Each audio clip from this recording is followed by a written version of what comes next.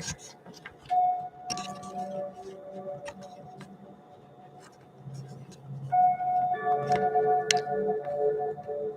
on.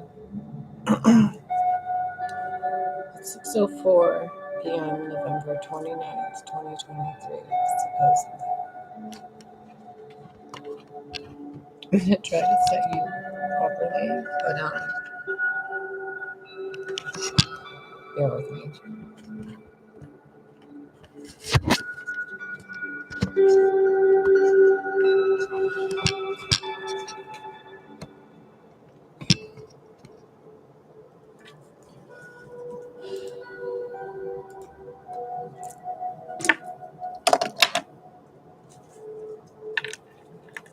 I've been getting a message of someone that's like seeing a doctor or has been to a doctor, something about a doctor. So it's been going on most of today and it hasn't been about me. So I was asked to do a reading on this. I think someone needs some soothing or something. So we're going to go through the basics first. Thank you, whoever clicked the like button. Okay, let's see.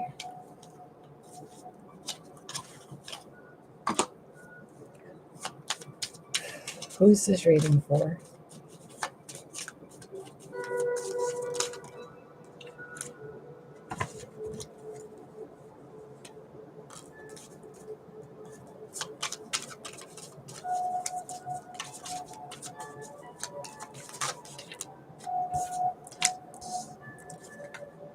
A whole bunch of manifestors. Okay, so who's this reading for? A whole bunch of you, not just one, but you guys are using some kind of energy to manifest something. Not really getting bad vibes from it. It's more like there's a cup there, the sword, the pentacle.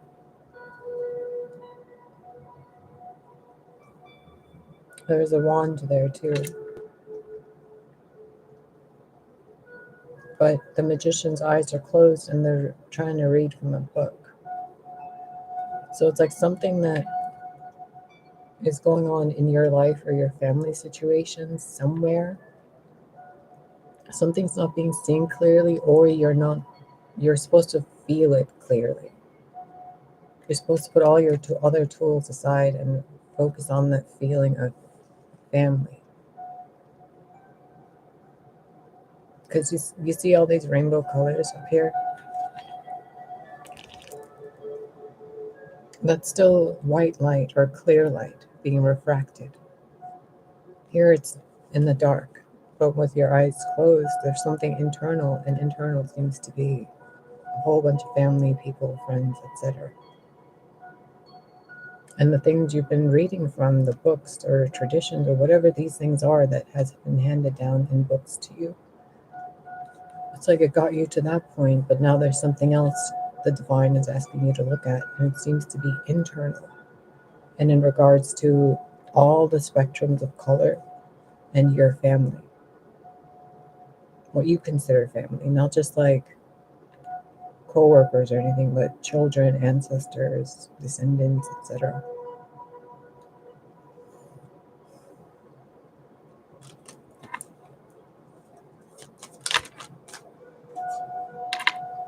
It's like something you've been told or something you've seen, something you've learned.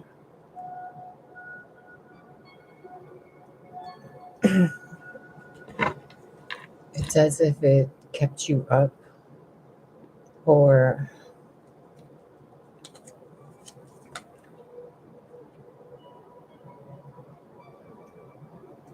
usually when the dagger or the truth or the sword is held, it's held upright and away, or upright. This person's holding the blade and the hilt in the same hand, or in their hands. And they're looking at it. And what it feels like to me is they're questioning something they believed was true. And they're trying to clear the confusion and lies out with this sacred smoke. Because something they thought was going to be, it's as if the weather changed real quick. You see that? Like there was something happening, something being asked for from the heart space, from the divine. But it was done in a, I don't even know what the word for this is.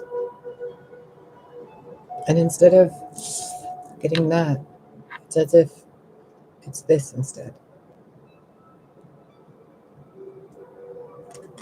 And right from the beginning, the message was that you should or could or would, or the advice is to go from within and find the family bond.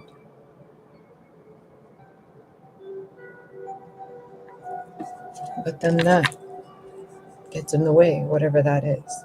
The same thing that's here, and it's not being used to manifest with.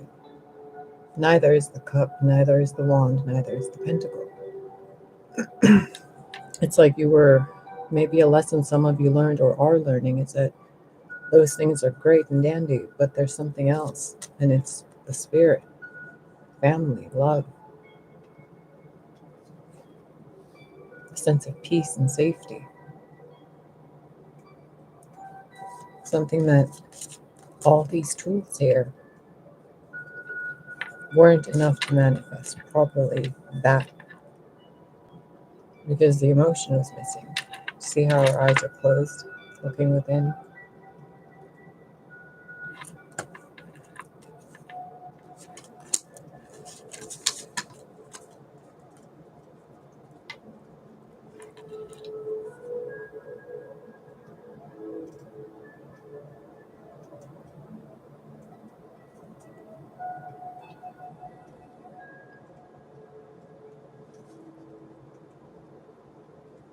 Part of this feels like I'm speaking to teenagers, but at the same time, there's a few who are that have teenage children.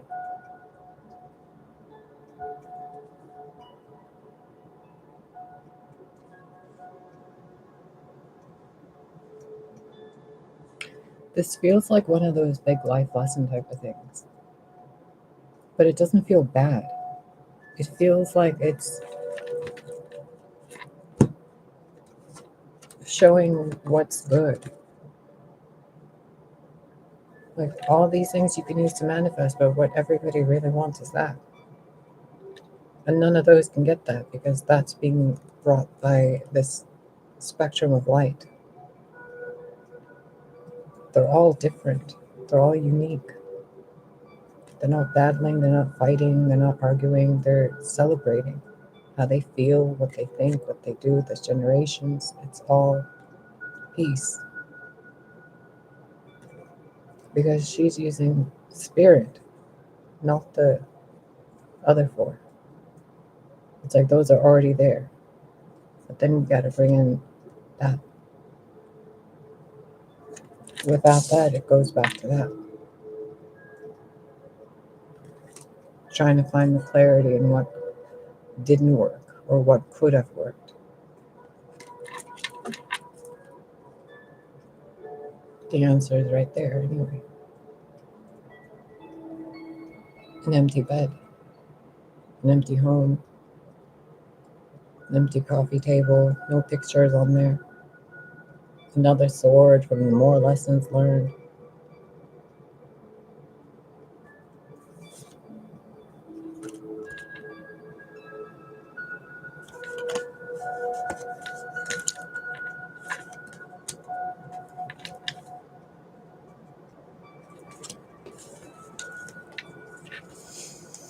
Okay, what's the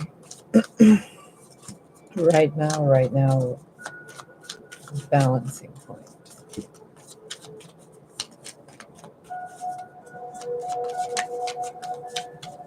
So instead of trying to fix something, solve something, remedies, whatever, just step one for them. What's the message?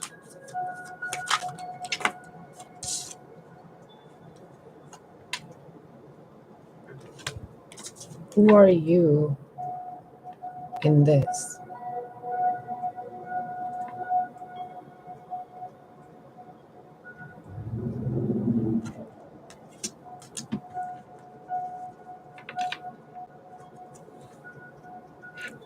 You see how the dark is helping the light. And you see how the light here is either, well, they're helping either way, whatever they're doing. Both are, right?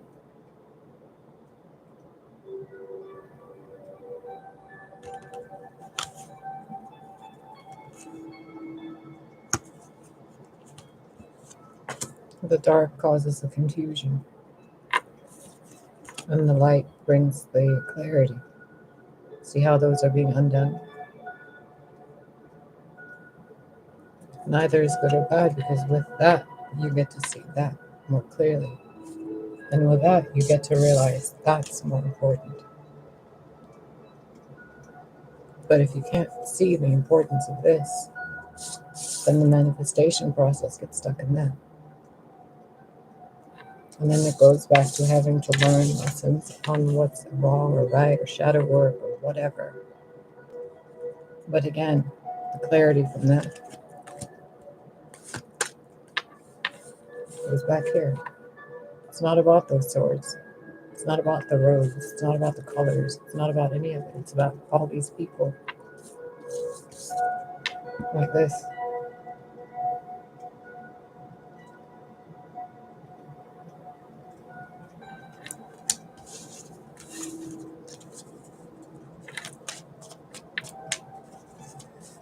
What else about this do you want me to say? Do you want to say? Do they need to hear?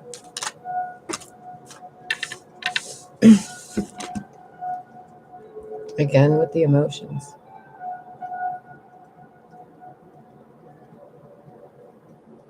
Let's see.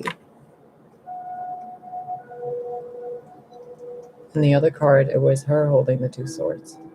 Now that one has clarity too. It's all because you got to get deep down into your emotions. What you really feel, what really feels right and wrong. And sometimes in, 1 hour over the day, it's something, and the next hour it's something else. How can you balance it out? Give each color its own expression.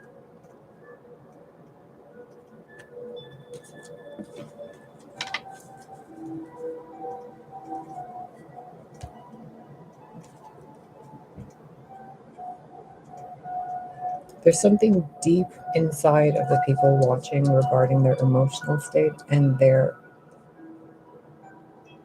perception of themselves in regards to descendants. So it's kind of like a first-time mother or a first-time grandmother, a first-time father or a first-time uncle, a first-time aunt. Some new life, some new energy, some new something, and not being able to know like what role or mask or what method, what technique, whatever. No, it's just peace, grace, light.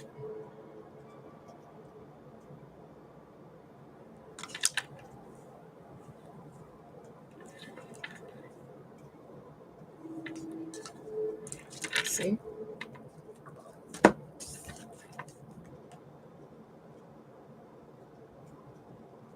They're not all in the same colors. They're all different. The high priestess from the light there is giving messages to those in those robes, and they're all listening to the Great Spirit. And each of them living their own lives, doing their own things. Internally, all these people exist within you too. Your angry side, your happy side, your hippie side, your dark side, your honest side, your pure side, your confident and arrogant side. They're all there. But if you don't see them all as aspects of yourself too, just like the world being a projection of us and our internal and external, then you're going to see them in different ways. It's like seeing a certain color as gray, but it's actually a deep blue. Seeing those robes as all black, but they're actually different shades of brown. Maybe they're earth magicians. druids and all those things. Maybe they're the Sith Lords from Star Wars. Maybe they're priestesses or nuns and we can't see the collar from the front. But previous things teach us previous things. And right now, it's not the previous, it's the now.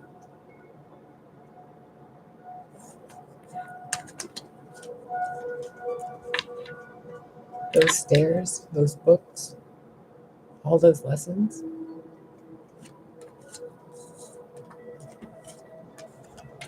hand in hand, for clarity for everybody, so that the entire force of life itself can thrive.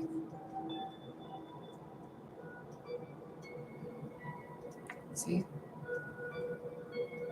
there's something that has to be changed internally, of method of thinking and believing, because those thoughts also affect the emotions, the cups, which then affect the wands, the energy. But really, it's the energy that affects the thoughts and the cups too.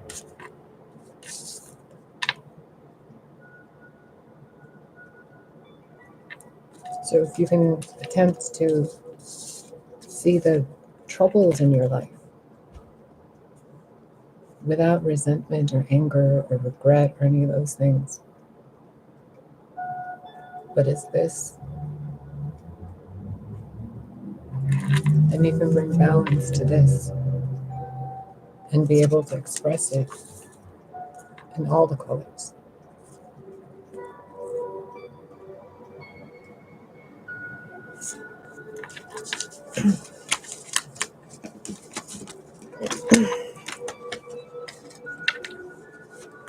Clarity. Good job.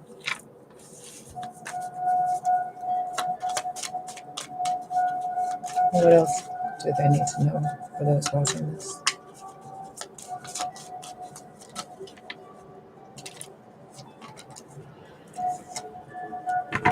Allow the way you've perceived reality to change.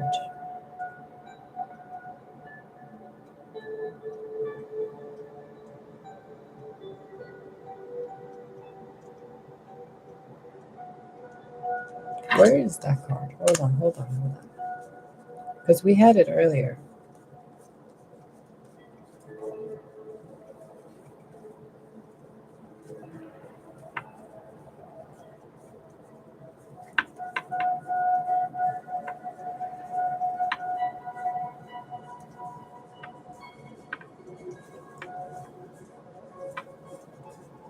Of course it is.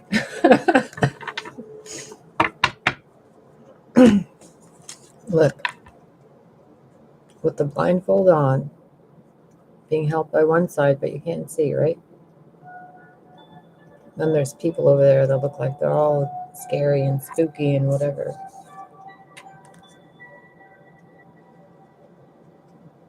They're actually helping.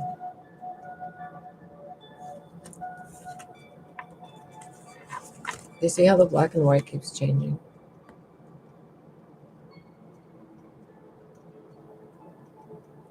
Because it's not about that.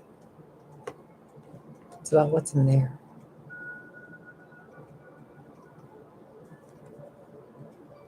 That wand can be used by anybody, right? Magic. But is it separate? It's just one thing? Because even the pentacle points to all 5 working together. All 5 points. And then the spirit within.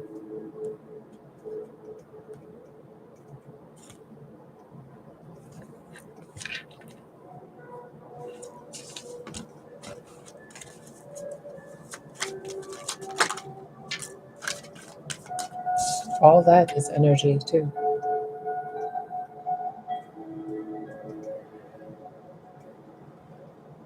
What are you using yours on?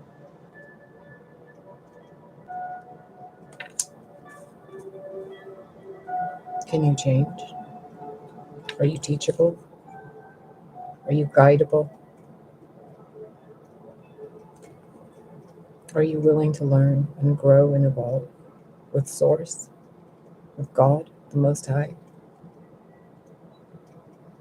the earth, the stars, the elements?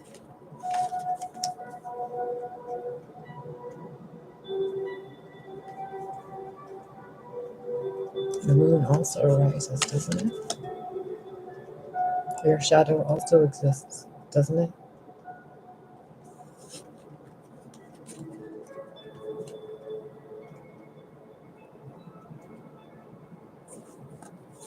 Even the moon's light casts shadows.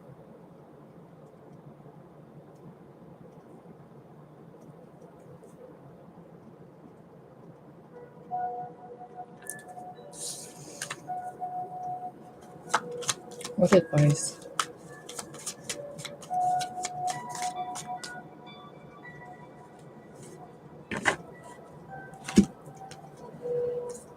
Seven of Wands and Ace of Pentacles.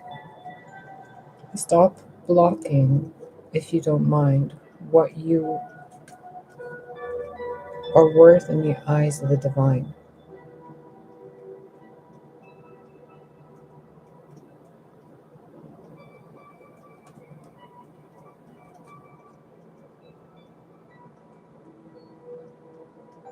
There's blank sheets of paper, a wand in the hand,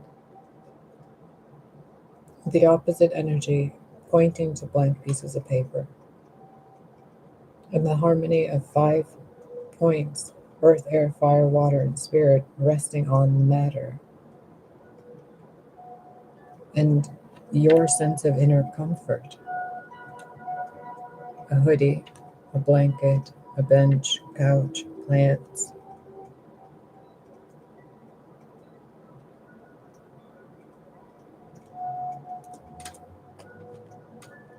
And look at all that clutter. And you're trying to think clearly. How's it working out?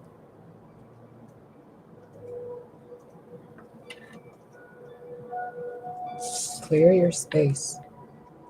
Clear your mind and your heart and whatever else you've planted within yourself. Clear it out. Be a better version of you. You've learned so much throughout your life, have you not, whoever you are watching this? But if you were to write a new story for your own life, not just tell other people, but also for yourself, just like for me too, each of us writing our days or moment to moment life with a better heart space, don't you think that would ripple out and create more goodness, more family, more home, more things that bloom beautifully?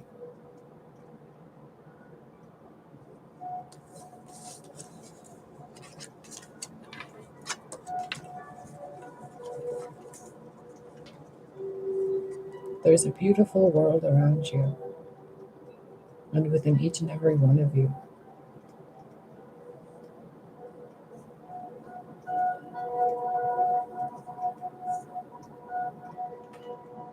And maybe sometimes instead of trying to constantly control your realities by manifesting and intending and everything else, maybe some days or some hours of the day, let grace guide you.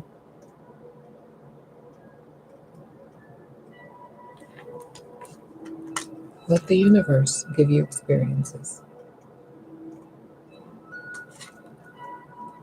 Instead of all the things you do and write and scribble and, do with your wands and your pointy things and other things, maybe write a letter to yourself with how much you love yourself and how much you want to actually love your form.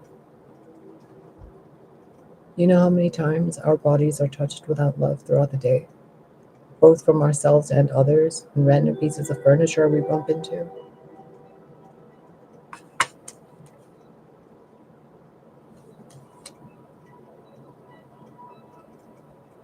You're being asked to really address the basics of who you are. With every ticking of that clock within you. Just address yourself and your own emotions and what you really want and what you really are.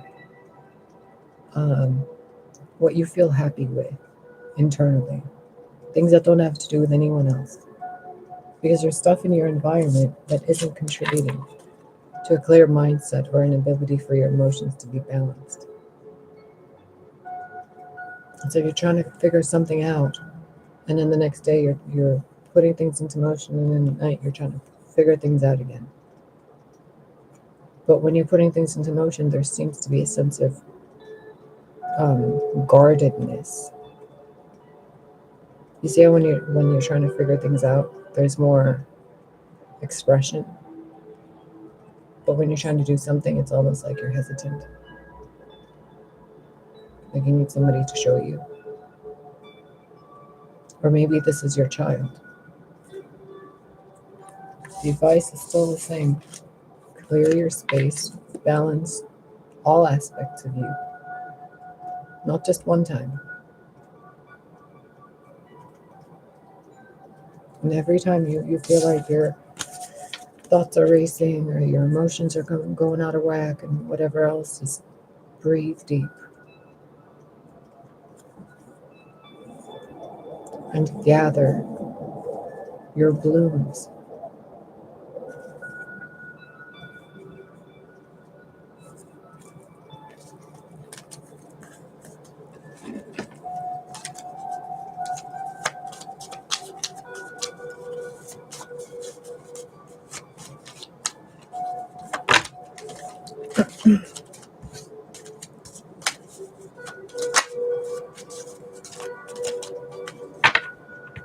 Anything else?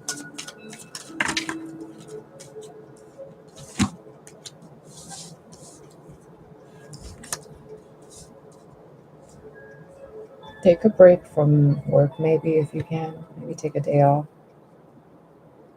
And just go ahead and wander. Go to a park. Go do something really chill. Maybe hang out at a coffee shop. Maybe help somebody if they're moving.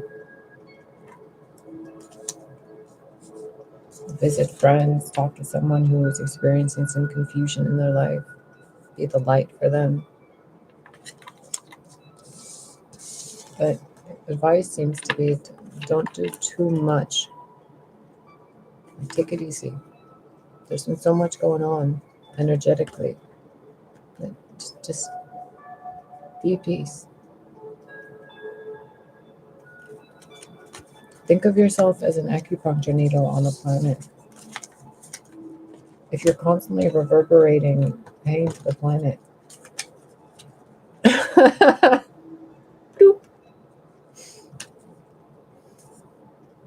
figure out what it is that causes you to.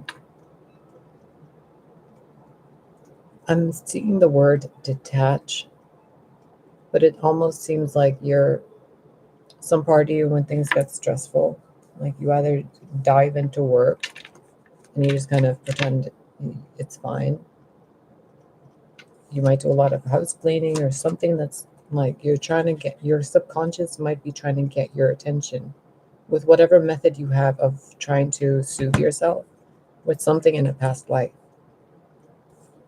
So the next time you feel the need to Six of Swords your emotional state and get lost in your head or into work or anything else, remember this video and kind of take a pause and just let your imagination kind of go wild and thinking what could have happened in a past life to get you to do this thing in this life that you think brings you peace, but it brings you confusion.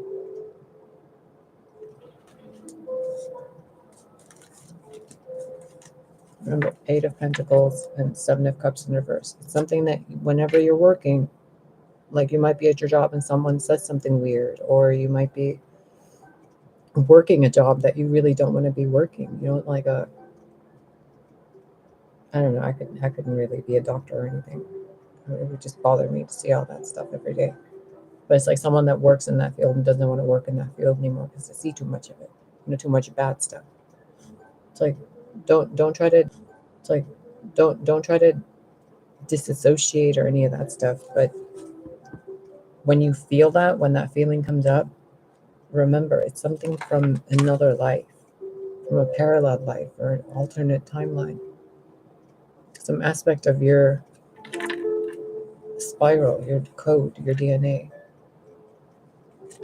that's been ingrained there, some kind of a trauma that whenever it comes up within you, you've resulted in the same pattern of behavior.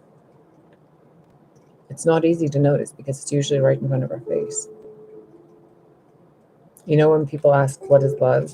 And everybody kind of gets stumped. It's difficult to answer because it's what you are. It's like asking a fish to explain water. That's what you are.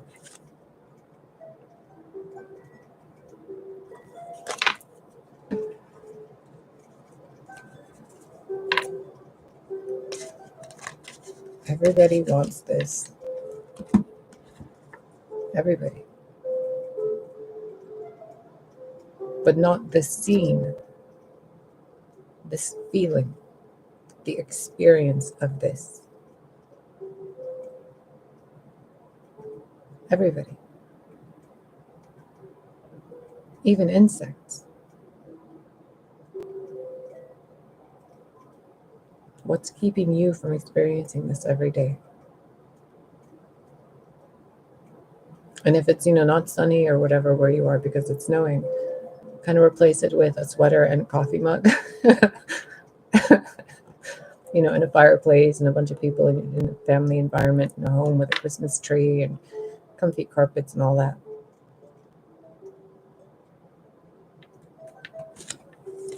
Find that in you and don't let it ingrain a pattern in you that distorts this in your life.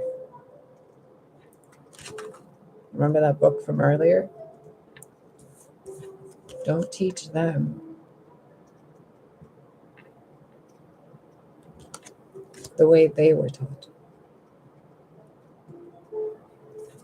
Teach them a different way.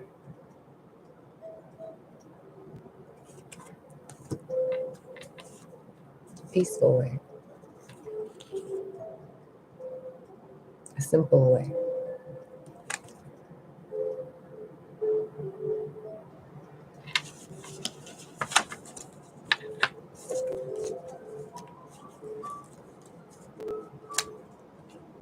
I like how both these cards, the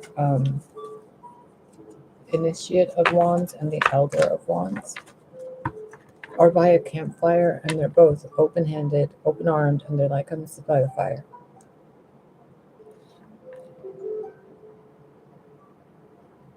But so many people perceive the King and Queen and Knight of Wands and the Page of Wands as immature, foolish, arrogant, egotistical, witchy, whatever. Look at these two.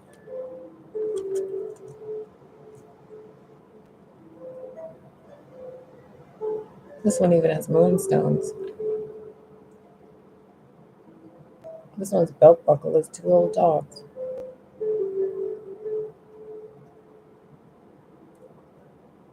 Look at that. A new way of the same thing.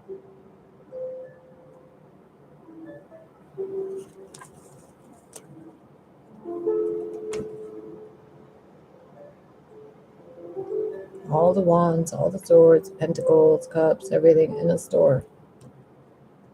Like a cutest little witchy shop.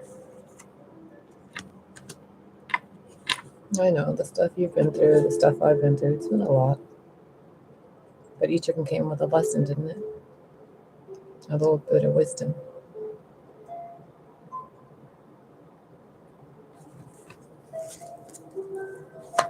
You're going to be all right.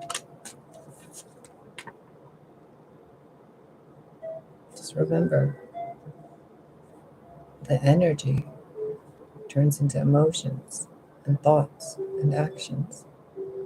Balance the energy, balance the emotions. The mind is a tool.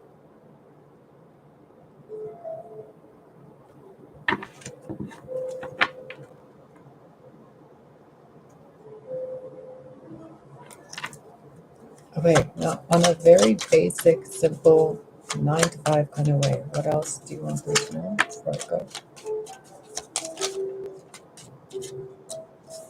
King of Wands and the Sun, or the Elder of Wands and the Sun. Allow yourself to be,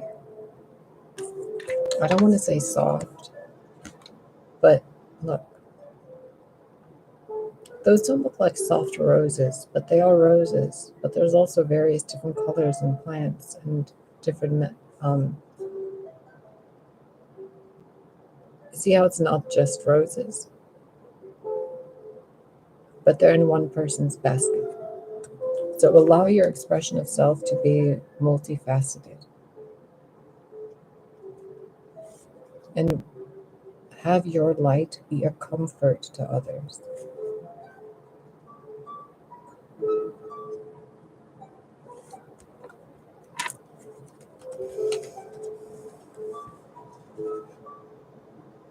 There might be a very soothing, comforting person coming into your life soon.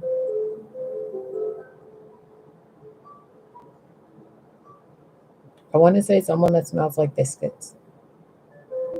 I don't know why, but it seems like that's something someone would wear while they're baking biscuits, like that warm orange color.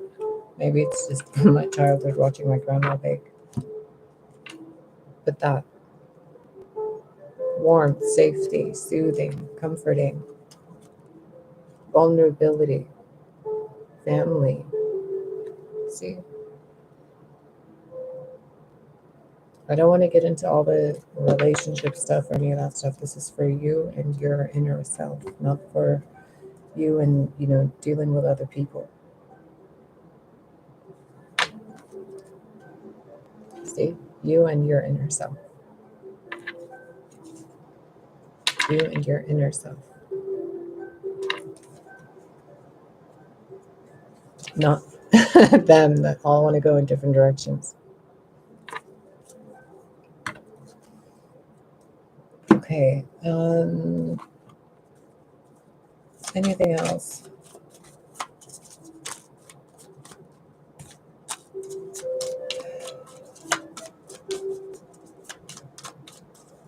Money. Okay. This looks like Lego pieces. Be careful if you have a kid that plays with Legos. Maybe you might be careful not stepping on a Lego. You see that wall? Be careful.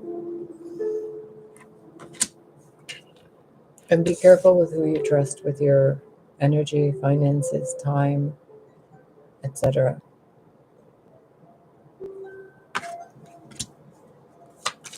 Some of you are getting money.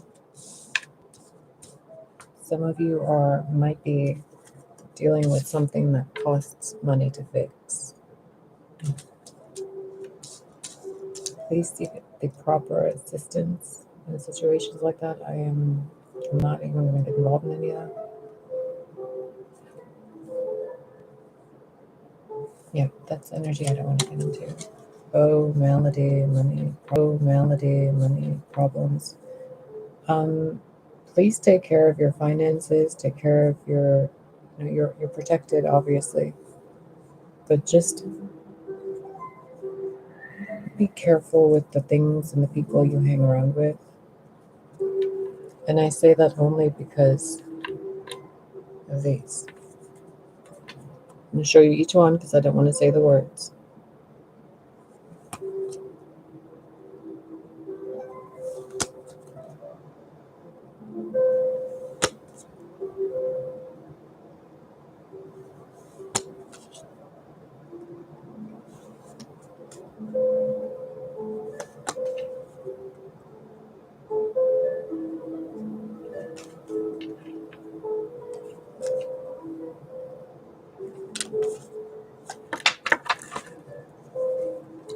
A child and a gift. That's beautiful.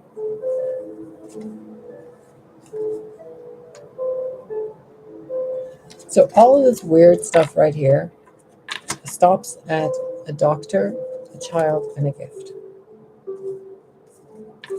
So whatever this other BS is, talk to God, talk to your source self, your genuine real self, to speak to yourself internally.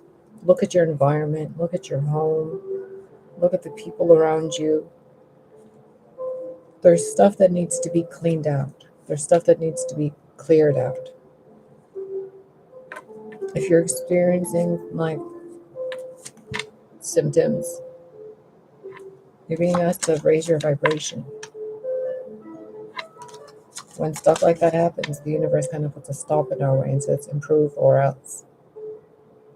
And usually when people get the sniffles and everything like that, what do? They drink soup, they eat healthier, they behave better.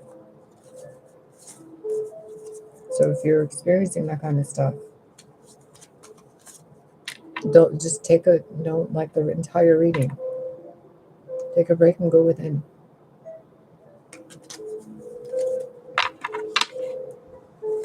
And if you're worried about money, stop being worried about money. Because the first part that came out was money, and what was the other one? The foe and all that. Like, don't feed that energy. Be vigilant in your mind.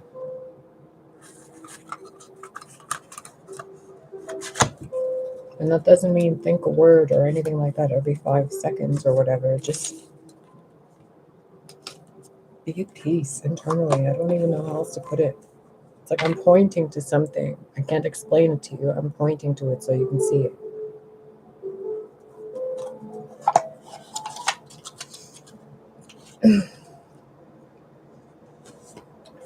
Get one of these because they're absolutely gorgeous. And then I'm going to go.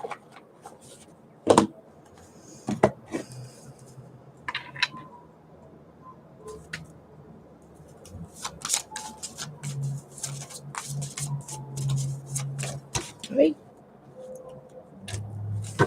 Embrace oneness with the universe. Bro, what have I been telling you this entire time? Look at all those flowers. Just name one from the King of Wands, the Elder of Wands' basket.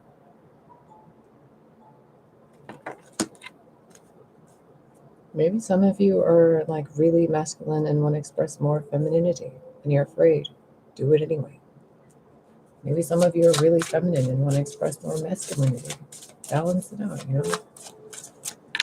Dip your toes in the softer grass and softer soil. Maybe you've been walking on eggshells around friends and family because you know you're part of the LGBTQ or something and you haven't told anybody. You know, like, look, honor yourself. You're loved. All those fearful thoughts and confusion, they're energies, they are entities. Send them away. And then replace them with positive ones. Ones that help you think good, do good, and feel good, and, you know, embrace that feeling within you.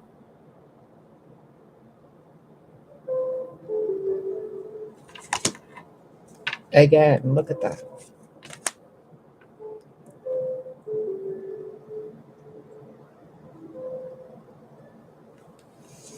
Some of you have been mourning for someone.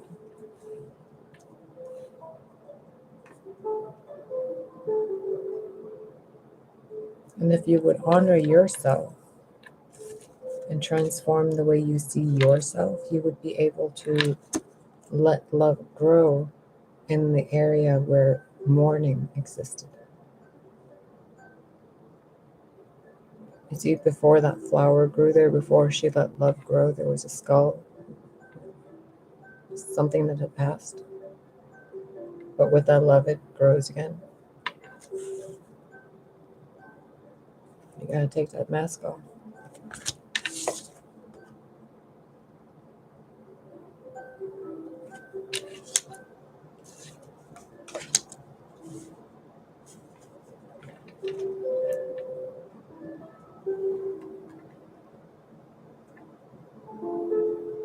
Become a loving mirror. Be still and allow the enemy to reveal themselves. It's in your head.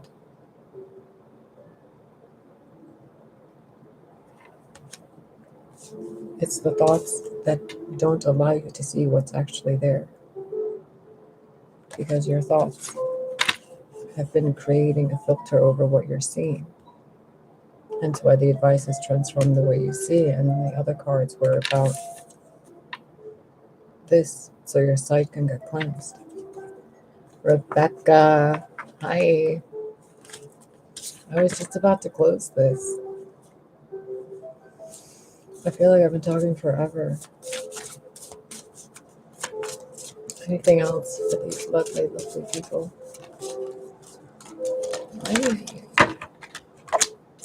Set personal boundaries, honor yourself again, and transform the way you see. Jesus Christ.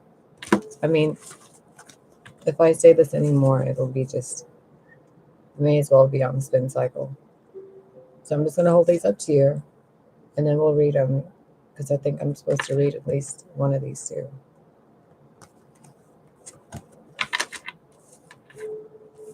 And this feels like not to send like set your boundaries with other people, sure, but set your boundaries with yourself too.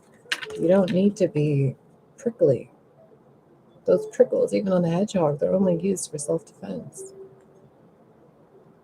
Be more vulnerable with how you are with people. Be playful, be unique and creative within yourself in a different way. You don't have to go from, 180 of right now. Just kind of little by little, bring more joy into your own heart. Number 9.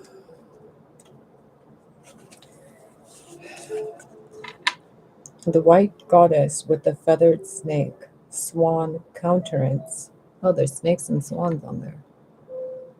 I can't even tell usually with all the shadows and the weird things in the way. The white goddess with the feathered snake, swan countenance represents the sacred fusion of air and earth, divine inspiration bonded with earthly tangibility. There is a sensual aspect to this card. It is now your duty to honor your physical self in an exalted way. Have you been abusing your body? Remember earlier I told you, touch your body with love. A lot of people have touched your bodies even with handshakes, not lovingly. It's really important. All that energy gets ingrained in the cells. I've been doing a lot of healing work internally, with my actual body, and I've noticed there was, at least in a lot of places, remnants of how people shook my hand. Some of those spots would hurt. Or from years ago when I used to go to grade school, and I used to be afraid of the water in the swimming pool there, my feet would hurt. It's like all that pain was still in there. And I was listening to an audiobook called The Body Keeps the Score. And it's basically, after I was listening to it, half of it, I went to sleep and I dreamt that I was holding, I showed you in the other video, with touching parts of your body and just putting love in there, genuinely, as cheesy as it sounds, feeling love and then pushing it in there and talking to that part of your body. Honor yourself, literally, because there's stuff in the cellular structure that keeps being replicated that's not beneficial. It could be even in the mind space. Have you been abusing your body? Poor eating, excess of toxic substances, and dragging yourself throughout workouts you don't want to do. Oh, you don't enjoy. Sorry, hold on. Poor eating, excesses of toxic substances, and dragging yourself through workouts you don't enjoy is punishing, not celebrating yourself. Dyslexia is a bitch, you guys. Don't put anything in your body that is not worthy of your goddess status.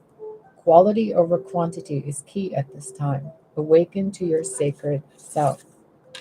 Be selective about who you allow in physical proximity to you.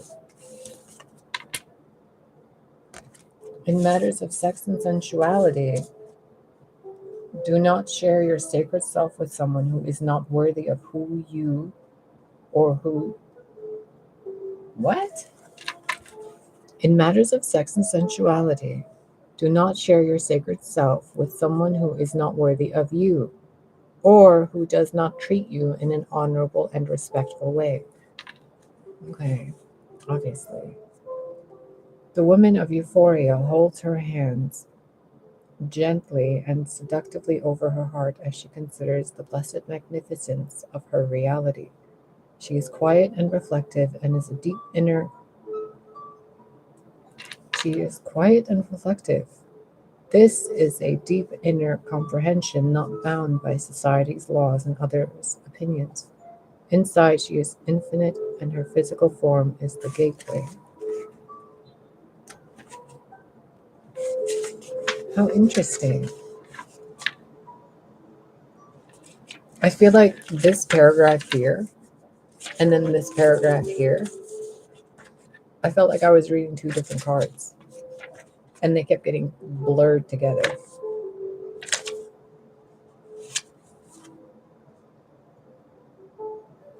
We're not going to go through this because I don't want to do ritual stuff on the internet.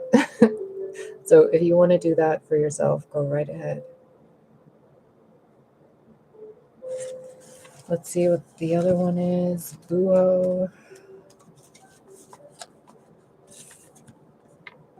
If you want to transform the world, start by transforming the way you see it. Pay attention to positive and pleasing things. Do not be distracted by anything that makes you feel sad or hopeless. You observe with your heart and your eyes. Grow in wisdom as you witness the world shaping itself according to the way you see it. Know that wisdom evolves and is not static or fixed. It is time to not only look outside at the world, but also to look into yourself and comprehend the role you play in the events taking shape around you. Let what you observe transform you. Be uplifted by what you now know about even challenging facts and difficult truths. Remember the swords earlier we were talking about in the beginning of the reading? They are further opportunities for growth and transformation. And then the death card and the hangman that came out and showed you how the person's robe colors were all changing. The girl of Buho holds the owl, wisdom, and the butterfly transformation on her index fingers as she gazes on her world curiously and confidently. So I guess one of those is supposed to be an owl. Buho also means people are watching you and noticing your courage, good deeds, and personal transformation, and that these qualities will be rewarded. Buho appears when a reward, bonus, or notification of approval is about to be received. Here's your ritual to gain clarity. Hey, guard. Okay. I don't think I should be reading anymore for the rest of the night because I keep stumbling over my words and trying to read words that aren't even there. Sorry. All right. Should we get some golden girls just for the last? We're going to do it. All right. I'm going to do a little golden girls for you. And then we're going to go, okay? Don't be sad.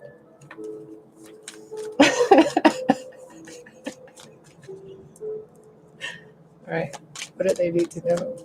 Please and thank you. Again, transform the way you see. I mean, what is this? Six of Swords and the Lovers, dude. Transform the way you see things. I don't even know what else to say about this. I can try to.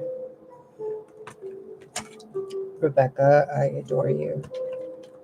I just adore you. One of these days, We're just gonna hang out, eat cheesecake, and like watch Golden Girls because it'll be hilarious. Man, if I could only stream Golden Girls online, like I can put it on my TV, but I don't think I would. Like I'd get, I think I'd probably get thrown off the internet. Okay, so your advice for a really good whatever. There's an aspect of, or someone you know, which is a Stanley. No offense to anybody named Stanley, but it's someone basically that you know every time they show up in your life and they're promising you, brand new car. They're giving you like a boat that doesn't have, you know, anything in it. Like it's just hollow, but like there's holes in it. It's like a Swiss cheese boat because Stanley made it. And it's like that Stanley, whoever it is in your life, is someone who is technically part of your soul family, I suppose. So instead of feeling a certain way about them, kind of just look at him like she's looking at him. Like, you buffoon. You know, it's like when a couple's been together for like 30 years or something, they just super comfy with each other, but one of them keeps screwing something up. It's like, don't be mean to that person, whether it's a part of you or your husband, your wife, your whatever. Whenever they do something Stanley-ish, just take a deep breath, row your emotional boat away mentally, physically, if you have to, from that stand. You see his name right there? She's like, bye. But she's still stuck there with it because it's a soul contract. And the irony of Sophia being the angel guiding these two together is not lost on me. Even though I personally have been trying to row my boat away from a Stanley. I'm very well aware that Stanley in my own life is a Stanley that's probably going to be there for multiple lifetimes, or has been already. So it's like, I got to look at those people differently too, including past versions of myself and yourselves. So do, like, whenever you guys are doing the shadow work, kind of flip and flop which role you're in and kind of solve some of that problem, and then jump back into the, your own Cinderella shoes. I hope that makes sense.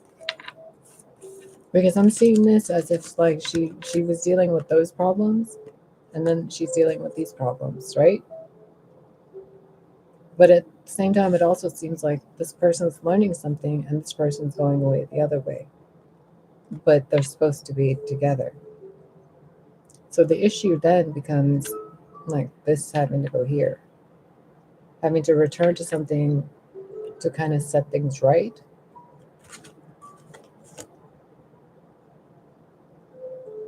I mean, I don't know. This could be something as simple as taking the dog out because you forgot, and the dog's sitting there like, I gotta go pee. Could be something like an ex-husband that you have, or an ex-wife or a best friend that you guys just break up and come back together. Argue one week, your best friend's the next week. It's like, that's how it's supposed to be. That's your relationship dynamic. That's what it's been. You can change it, you can improve it, but it requires both individuals to look at things differently. See the glasses. Even the angels have to put glasses on to see things better.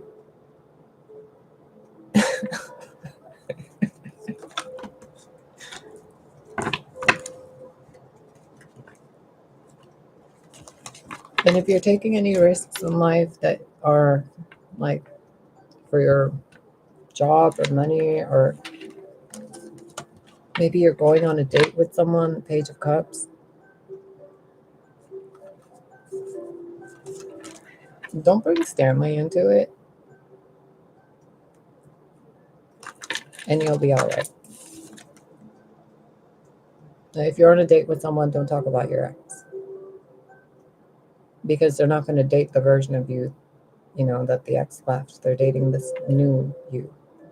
If you're going back to work even after a vacation, like you can change it up a bit. You can improve, upgrade, and do things a little differently. You don't have to wear that pain as a badge anymore. Well, the cloud was there. See it on her shirt? But now it's just a cute little sequin cloud. And even Stanley got his shit together. Look at that. Even though that's not really Stanley, but I can't remember his name, so we're just gonna go with it. Okay, I love you guys. I'm gonna go need some water, food, and candy. Delicious things. God, chair, do not squeak. Oh no. Sorry for the camera being so close. I'm like literally in the corner and need a computer desk. Okay, it's so weird seeing myself in camera. Oh my god. I love you guys. I totally didn't even realize this was live, like with the chat room.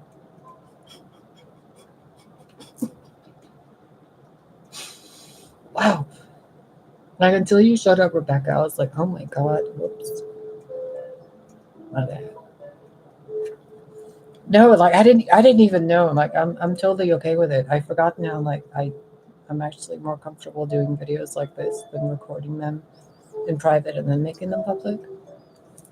Because it's like I'm not just talking, like I can feel you guys. So when we're doing these videos, it makes more sense when I'm talking to myself like that. Because otherwise I'm just staring at this freaking camera and I'm like, oh my god, it's so annoying. But when you guys are there, I'm like, oh, okay, all right.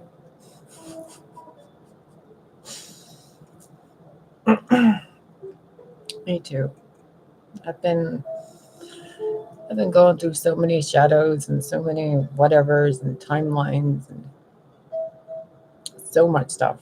So much stuff. Like we gotta sit down one of these days and I'll give you guys a whole breakdown of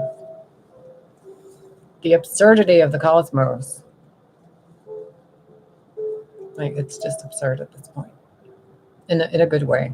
In a good way. But the amount of things going on in existence, and then to see human life and humanity and all forms of life, reptilian, human, everything else, being so like lost over the stupidest things is,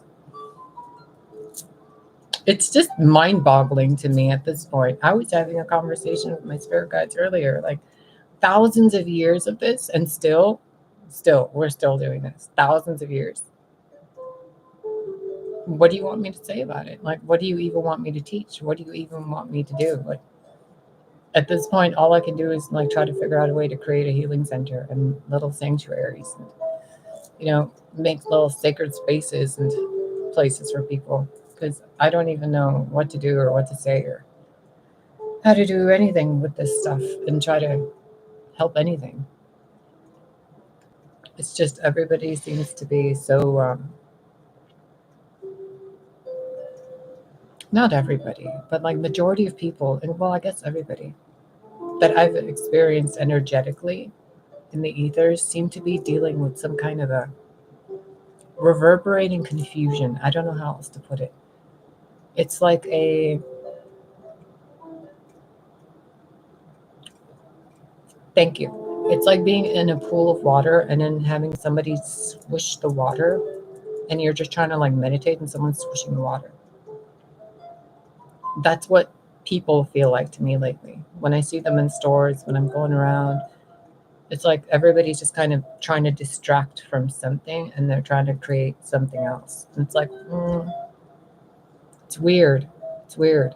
And it's like when I'm looking at things energetically, there's like a cloud around the world, but it's not a cloud of common sense or clarity. It's just a cloud of distractions constantly. So it's just a little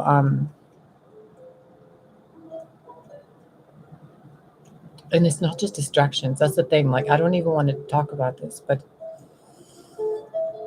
it's like a mindset, a wavelength, a echo, a reverberation, a sense of oppression, of like a cloud of something that's just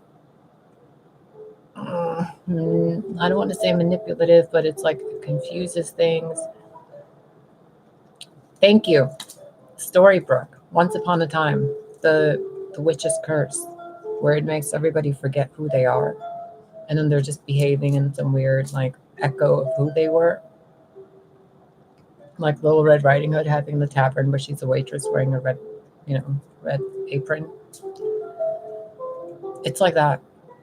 So I don't know how to make sense of it other than we're just doing this, and I'm gonna be like, hey everybody, hey, snap out of it. So I hope it helps. I hope this video kind of gives you guys a little moment of, being back to yourselves. I've done a few other videos where it's just, chill out, breathe, enough card readings, enough, baby mama drama, baby daddy drama, enough with the black magic, woo-woo, whatever, like, enough. Like, it's like a bunch of little kids just going crazy with toys they don't understand.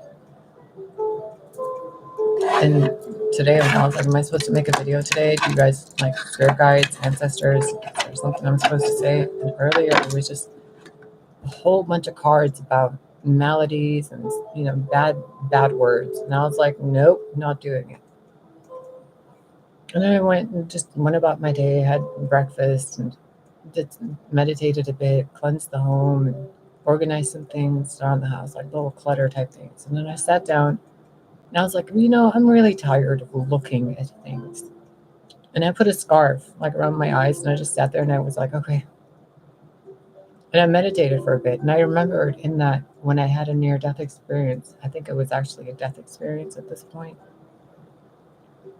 when I was in the dark space, it was like being above space and floating. And then hearing all the thoughts, all the everything of like everything. It was insane. And I was like, whoa. And then the other time it was in the white hot room where it was just peace. But in that peace, there's like a forgetting of everything. And then today when I put the scarf over my head and I meditated, I'm like, okay, so this is like the white hot room and the dark space and reality, but there's something else going on in the energy field. And I can't point it out to you. I can't show it to you. I can't explain it to you. I cannot do anything other than hope that you can sit down and meditate, shield your senses, and feel your environment. If you can't see it then, if you can't feel it then, I don't know what to tell you. We can do work with more energy. I can teach you different ways to see, to feel, to hear. I can, make the path a little brighter. But you guys gotta individually really sit down and get a baseline vibrational checkpoint of who you are. Because there's this energy that's around. It connects to, I'm gonna explain this neurologically, or maybe like a garden. I think a garden analogy would be better. Let's say you've dug a channel in a garden for water to go through to water your plants. This thing, this energy, whatever it is, doesn't mess with the water. It doesn't mess with the river. It's almost as if it's in between the river and the water and the earth and the water and the earth and the air. It's like you see how I'm holding my hands? It's like imagine water flowing, right? What this thing does is it kind of interrupts. It kind of distorts. So in a more microscopic way I can explain this is, let's say you're doing the water prayer, right? You're praying to the water that you're going to drink. This energy kind of has it in the back of your head where it's like you're saying blessings to the water, but there's something in the back of the head that's like saying cuss words, or in the back of your mind, or it's like somewhere in the audience, somewhere someone's saying cuss words, If you're telepathic and you're in a hotel somewhere with no walls or doors or anything and you're hearing everyone's thoughts, it's like someone off in the distance thinking some really shady shit. And it's like disrupting everything else that's going on. And it's like you're not the only one that hears it. Everybody's hearing it. They're just not aware of it. They think it's everybody else around them. Does that make sense? Do you comprehend? Like, does that help you comprehend what I'm trying to explain?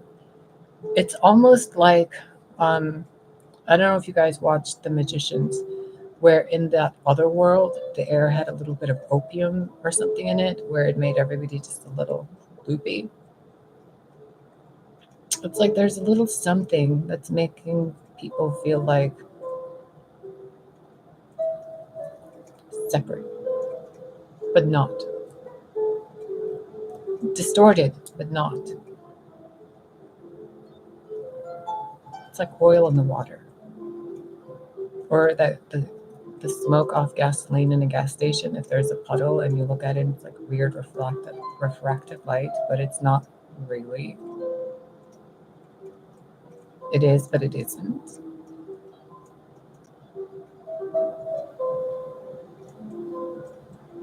It's so strange. It's so strange. It's like a.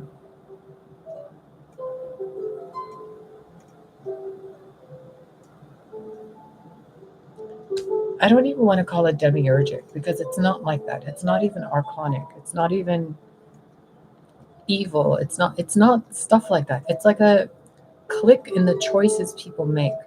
When they're going to make a choice, it's like something else plant a seed with them that makes a bad choice. That doesn't need to be there. Like, but you don't need to run from it, but you don't need to be like battling it.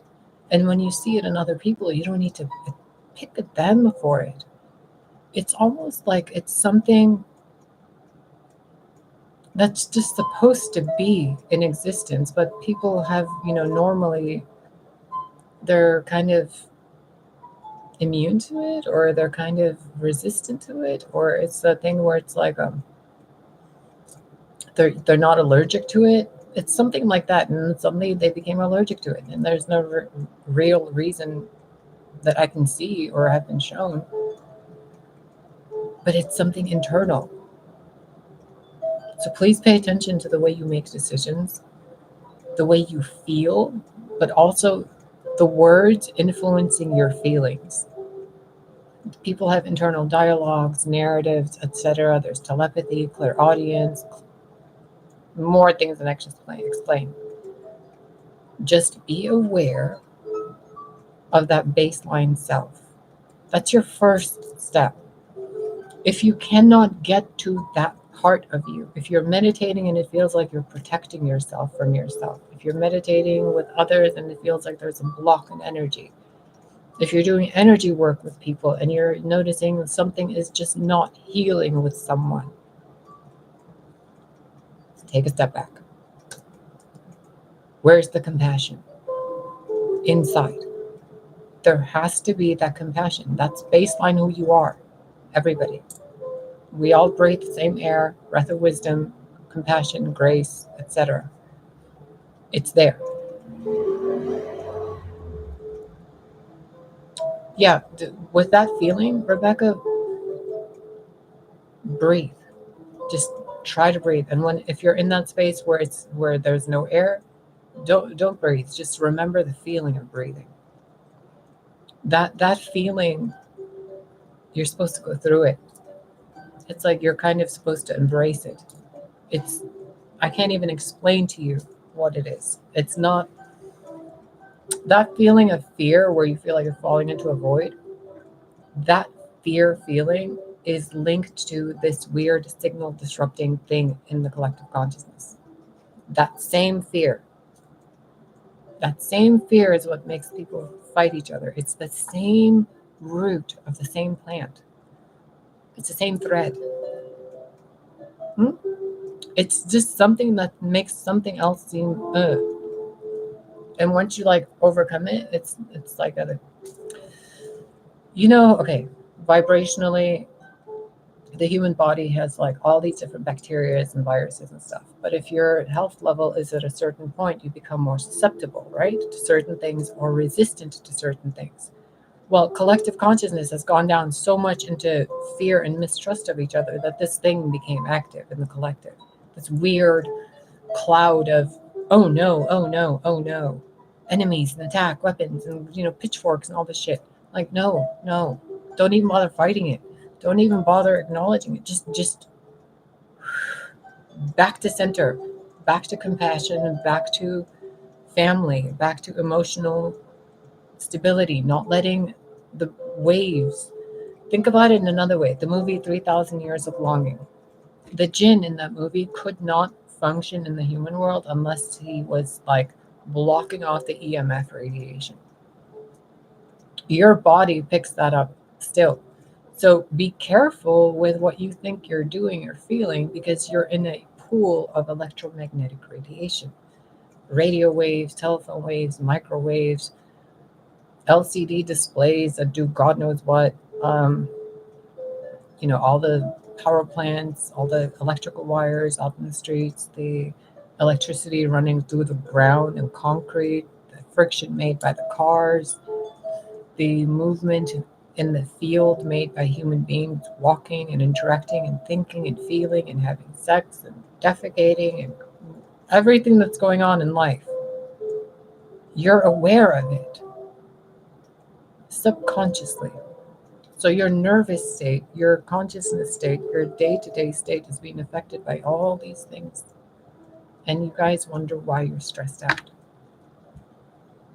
This is why, like, for so many years, I've gone all around do-si-do. And it's like, what have I been trying to show you? The root of all of it. Compassion. Find that in you. And then anytime this crazy shit goes on, just go whoop, back to that point and then go deeper. Don't stop at compassion. You don't want to sit there, burning away with sadness for people or like feeling grief for all this stuff. But that compassionate point is a checkpoint for the next stuff that I can't explain because it has no words. So you're going to have to feel it internally and then go deeper internally. That's why I was pointing you earlier towards putting love into your body. Find the memories and images of compassion within you for every time you've been touched without love. And then put love there and feel that compassion for yourself. People have made such a thing about feeling sorry for yourself. Pity parties. Have one, have two, have numerous, because you've been through a lot. For the behavior that all of us have exhibited, we've been through a lot to even be capable of doing that stuff, good or bad. So take a pause, acknowledge all of that stuff, the grand big picture of whatever your life is, and then the itty-bitty microscopic you and your body, your thoughts, your emotions, and what you do day to day. It doesn't matter if you're doing the same fucking thing every day like insanity clockwork. It doesn't matter as long as internally you're noticing the mind and the heart and the instincts and the intuition and how each one of them can be affected by something external and internal and stuff you put internal and have around you external. You see how it's levels of internal and external? It's not just other and self.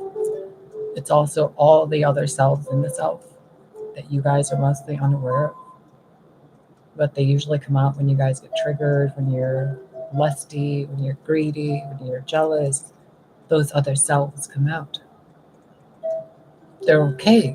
But if you're going to entertain those other selves, then go back to that compassionate point and ask that other self why it feels that way towards this other thing.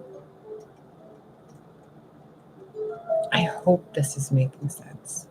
Because in a way, you're going to have to go internally and split personalities within you and become the therapist to a side of you that you're not willing to share with other people. Because that side needs to be heard. So I'm giving you kind of tools or showing you that you have the tools that you can do this and do the shadow work with the parts of you that you don't want to even show your psychiatrist or therapist or God. Do it internally then with yourself. That way, when even one person goes to that really deep dark place or that really deep light place within and acknowledges, oh, hey, there's something here I've left behind because I felt this way or that way about it, you can heal it, you can fix it, you can clean it, you can love it. So pay attention, hear in between what I'm saying, feel what's being said through me, and find that peaceful bench within you where you and God sit and see life. And then recognize how far your human self, your whatever self, is from that self. There is no core self really for anybody because we're multifaceted. So just find whichever one you want to heal. You know how some people do like ego death and like weird magic and shit like that? You're supposed to use that beneficially for yourself. That's why it doesn't really work on other people. You know, it's like you're supposed to better yourself with God. This is all our own personal journey with the Creator, and we're all walking, together. How silly we must look when we're either battling ourselves or each other. It's silly. It's utterly silly, and there's no solution other than each and every single person. Like, hi, quit fighting. It's embarrassing. Find that. Okay? I hope this helps. Yeah. Come back better than normal, and there is no normal. There really isn't. Oh my God, Rebecca, if people really accepted the whole thing that there's nothing to be scared of, they would go like this and like rub the sleep out of their eyes, and reality would be different the next day. I mean, like bushy ass eyebrows.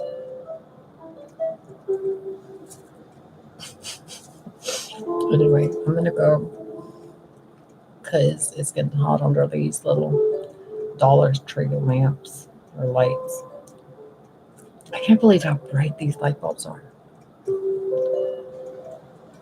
At least to me, I'm perceiving them that way. So I don't know like what Truman Show this is. I don't really know where the fuck I am really. I don't know if I'm on a planet, in a asteroid somewhere. I don't even fucking know what the shit's going on. I don't know my birthday. I don't really know anything about much of anything. And it's like, but I do know this. The human life should be much simpler than it is. And the problem seems to be it's just the way people are wired, which is just so easily fixed. But first, we got to address this whole thing of I keep seeing it as a mist across the countries. And it's not a mist that's pleasant. And when I see mist, I think of like mind and emotions being imbalanced to create that steam kind of mist. They're not, it's not a morning dew type of thing. It's not a morning, in the mornings where it's like the plants are covered in that little glimmer and jewels of water. It's not that kind of mist. It's like electrical, but not electrical. It's hateful, but it's not hateful. It's jealous, but it's not jealous. Yeah, it like a mind fog, but it's not really a mind fog. It's like a decision fog. It's a perception fog, but it's also like a comfortable kind of everything's all right. Like it's like someone telling you or telling someone, going to someone and saying, "Oh, hey, we just took this thing that's so important and broke it and destroyed it, but it's okay. Here's a cup of coffee." It's kind of like a what? I don't know. I don't even know how to describe it. So I'm hoping you guys at least become aware of what this kind of like complacency, but it's like you don't even want to be complacent about it. It's like if I went and if someone told me, oh, if I had a fire truck or something, and someone's like, we just slashed the tires in your fire truck, but congratulations, here's one new tire for this, and here's a cup of coffee. Like what? But what about the tires? You know, like what about all the other ones? A fire truck has like, well, how many tires? What am I gonna do with just one? But by then it's like they're already gone. You know, off to the next one. And it's like you're just supposed to be sitting there like, thanks for my little Barbie doll tire. Like, what the fuck am I supposed to do with this? Bake a cake on it? Like the cake would fall right through in between it. Like I can't even put a plant on it. What do you want me to do with this? And then once we get into that state, that creates even more of an energetic thing where it's like it causes more confusion. And then it's like this big derpy freaking alien somewhere in space being like, oh, I'm going to eat all the stupid energy off the planet. Like, no, you're not. No, no, no, no, because just none of this makes sense. Even in the biblical things, like with the things God promised never to happen again. And it's like you look out the window and they're happening right there. And you're just kind of like, what the fuck? What the fuck? Like, what do you want me to even think or do around this place anymore? I can't. I can't do it. It's just so today with my guides and stuff, I was like, you know what? You know what? We're gonna go right down to that one root, the thing that planted that seed. Where's the compassion in people towards each other, towards yourselves? Because that's like the thing to that thing, whatever that thing is. I don't even know. Like, is it an archon? Is it a space fleet? Is it a, you know, that's what it is, isn't it? Years ago, there was a game called Shadowbane. In Shadowbane, there was a character, a goddess of the moon, called Sadron. Sadron was a triple sister, triplet of the Earth Mother, the music, love, and like Mars, basically Earth, Mars, and Venus, basically. And Sadron was the goddess of magic, Venus, basically. So we have like Venus, Gaia, and Mars, but Mars is the feminine sister. Those three archetypes. In the story, this big, huge dragon or something from some other dimension was broken free and like released, and the thing burned the Voliandra, the Mars sister, the one of love and music and peace and everything like that. When that sister was killed by the dragon, Sadron, the goddess of magic, aka Venus, for a better, for an example, went bonkers. Through her madness, her power of magic and creation, when she felt that pain, she created a monster called Grolukar. That thing ran amok on planet Bralia, the Earth Mother. And then Sadron's husband, the father of the centaurs and the wild beasts and whatever, went and hunted this thing down. It's kind of like Inanna's story with the bull of heaven and all this other stuff because some dude messed with something else. It's a whole story that's been broken down and echoed for thousands of years. And today I was sitting here and I'm like, this is just like the story. This world being affected by like a beast of fear that was born out of the suffering of some deity or some being or a collective of beings who just keep repressing their suffering because they refuse to feel compassion. And I saw it so clearly in my mind's eye in meditation. Like that beast was caught, and instead of being killed, it was hugged. And the beast ended up like melting into a child. It was like the goddess's child was so angry that its mother felt all that pain. And then everything got distorted. And from here, after all those stories and everything I've been experiencing on like here and seeing lately and on TV and stuff, I'm just like, as cheesy as it sounds, the literal only answer to this is each and every single person sit down and feel compassion and empathy for just a few seconds per day. Ripple it out over and over. Because it's like that pain isn't going to go away. It's not just going to go away. It's not just going to, can't battle it out, can't fight the darkness with more darkness because it's like putting black ink on black ink. You just make a bigger puddle of black ink. If you put other colors in it separately, they all get distorted. If you put too much white in it, it turns gray. The only way to do it is expand the canvas, give it something to do, create something with it. It's not their fault. It's the way things have been due to laziness collectively. It's like, think about it. I'm going to give you a really basic example because I was born in the 80s, from what I recall. And back in the 80s and early 90s, there weren't cell phones. We had like pagers and beepers and stuff like that. So we were always outside, drinking from the garden hose, going around, and there were shops around the streets with random goodies and candies and like hot dog vendors, and it was a whole different world. It was beautiful. But then cell phones started showing up, and people started getting really arrogant and kind of cocky because they had this tool to where it made it easier to talk. They didn't have to have beepers. It was like they had to step up. It's that feeling where it's like people have felt so much like, because they have this thing, they're better than people who have this thing. Now that they have this thing, they don't have to be this person anymore.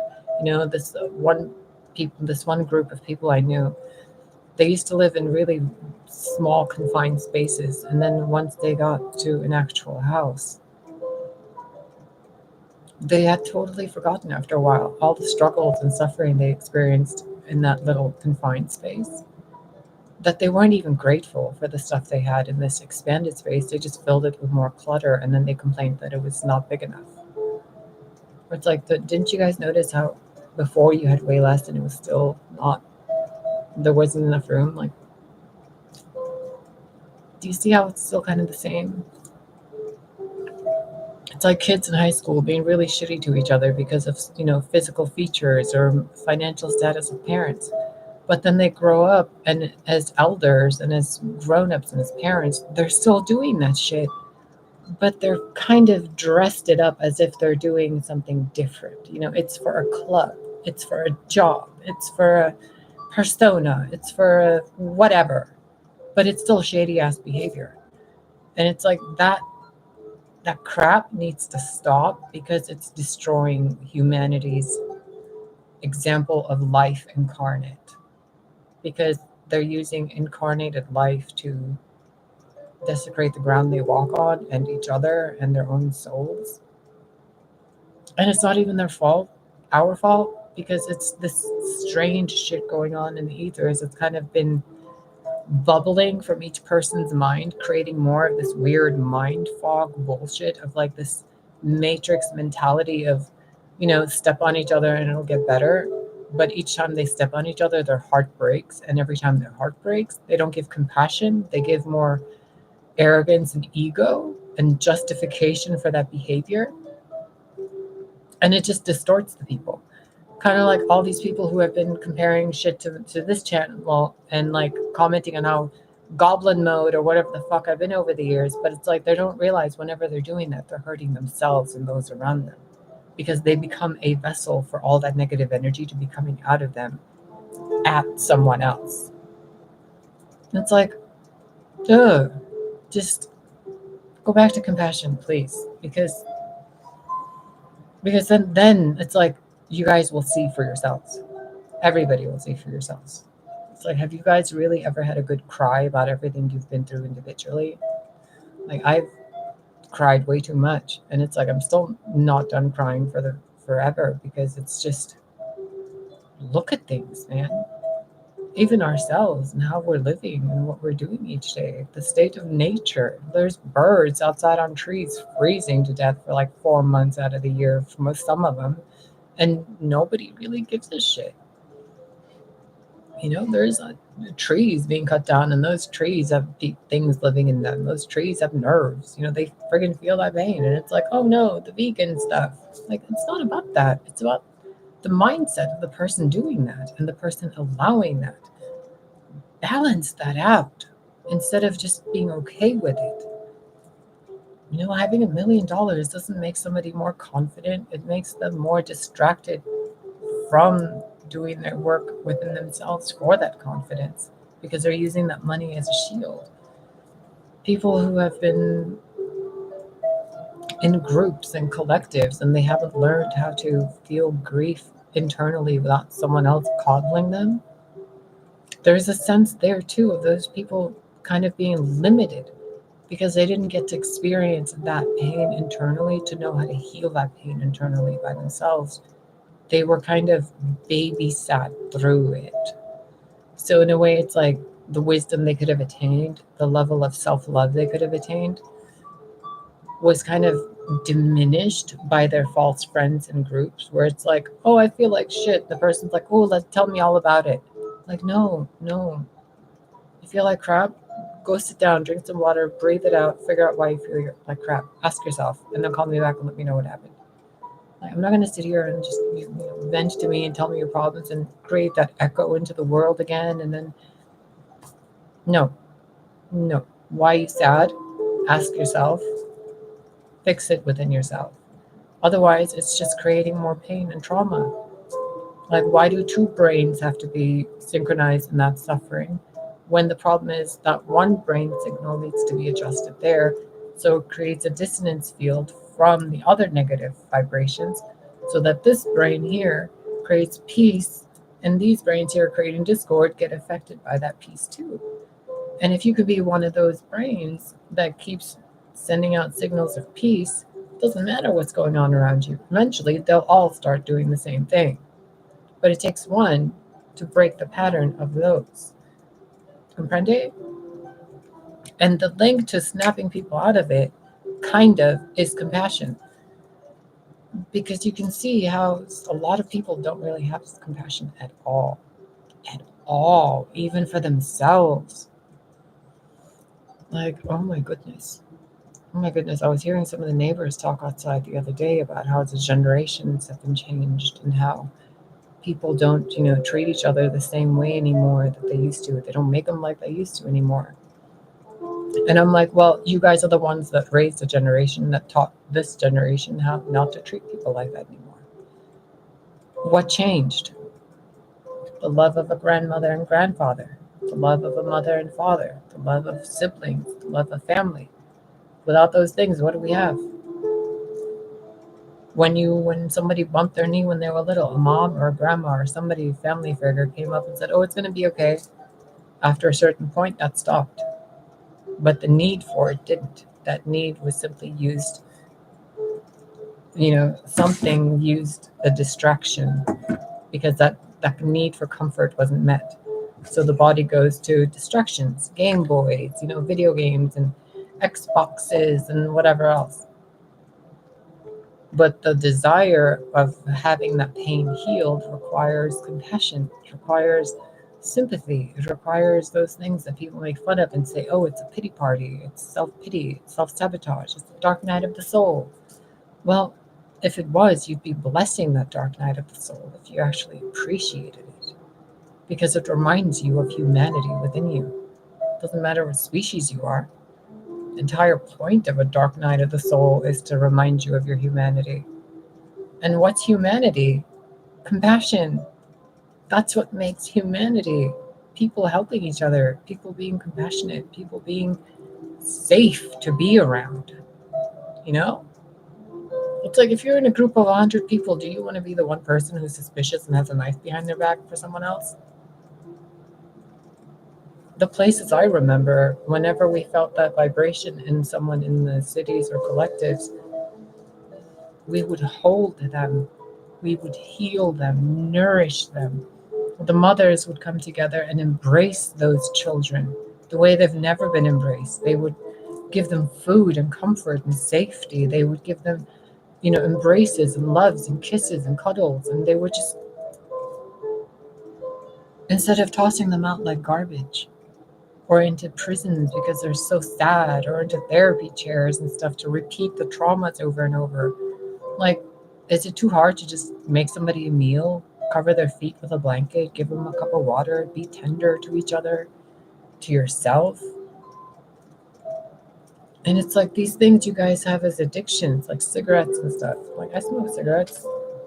I haven't smoked one in 2 hours. I don't really give a fuck. I'm thinking about it, but would I smoke it? Like, what's the addiction part of it? It's not an addiction. You know why I do it? Because I enjoy the peace and quiet with myself where everything's just peaceful.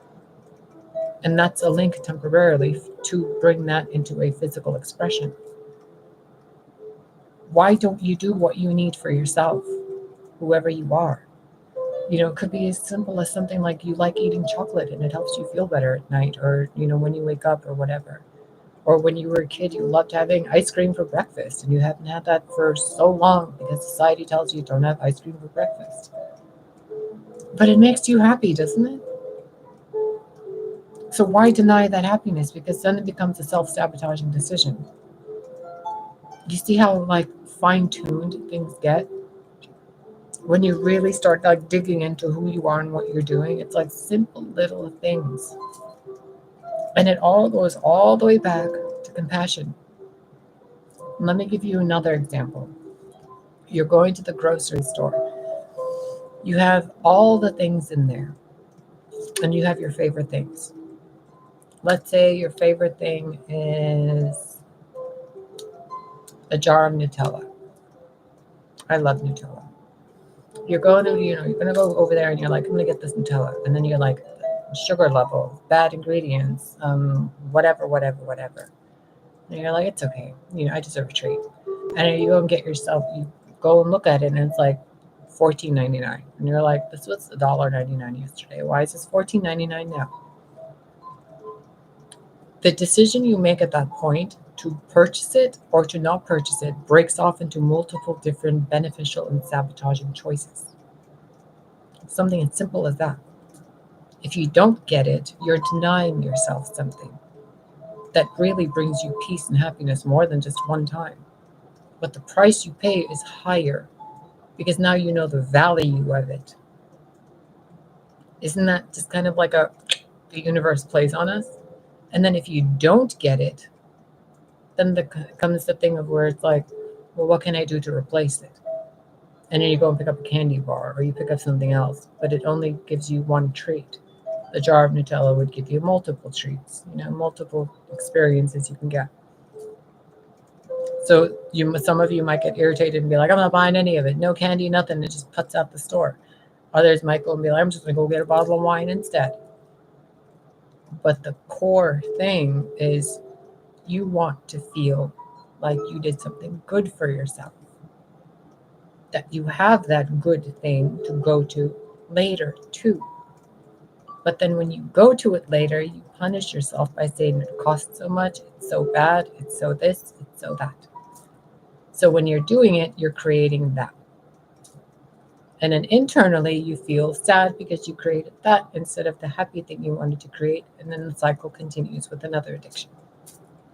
When you could just look at that addiction and say, I love doing this for right now. And by the time I'm done doing this, it'll be fine. Instead of beating yourself up.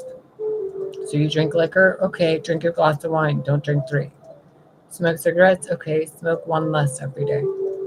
You eat a lot of candy, cool, buy the good kind of candy, satisfy that need, put it back. Be good to yourself without harming other people, and don't deny yourself, because then you end up hurting other people. Because something internally isn't happy, some need isn't met. And most needs, whether they're sexual, physical, financial, mental, spiritual, entertainment, whatever, first, it's an emotional state you want to reach. It's not about the thing, it's what the thing helps you feel. So why would you externalize a physical experience when you can have that physical experience right here, right now with yourself internally?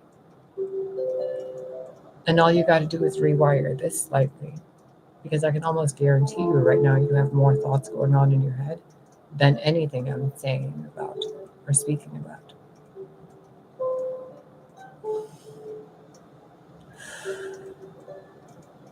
Okay? There's stuff you want, there's stuff you need, there's stuff you deserve, there's stuff you've earned. You cannot see it clearly if you're going to deny yourself compassion. So that's enough about that. I think I've preached enough for you. Whoever you are out there that needed this ingrained repeatedly, because I felt the waves of neural stuff. It was like, but what if? But what if? And I'm like, nope. All right. We're just going to go around and around and around and around and around and around until you recognize the core issue is internal and with compassion. It's all common sense and simple wisdom. Absolutely. Absolutely. And it's like, that's why it seems like I repeat myself, or people say I have word salad, because they're trying so fucking hard to like find something that's like not there. And I'm like, bruh, it's 6 years. I can do another 6 years of YouTube and just sit here. I mean, eventually you guys are going to figure out that this entire thing is about compassion and family and, being at peace with each other.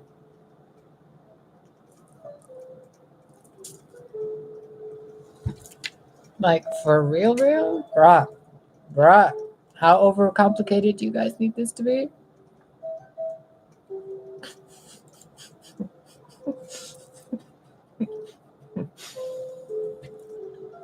You know how you guys sometimes say, like, in a not good way, that I'm connected to Sophia, the goddess of wisdom, and like the demiurge and stuff? I want you to think about something so fucking hilarious that some of you might pee your pants. If the demiurge is Sophia's kid and he's been such a fucking brat, and Sophia is the mother of existence in this dark realm, the underworld or whatever, which means the god of everything is actually her son, and like all the other gods and goddesses we know are her grandchildren. And it's like, if we're all a part of her and breathing her life, what the fuck are you guys doing blaming a devil? Like, think about that for a minute.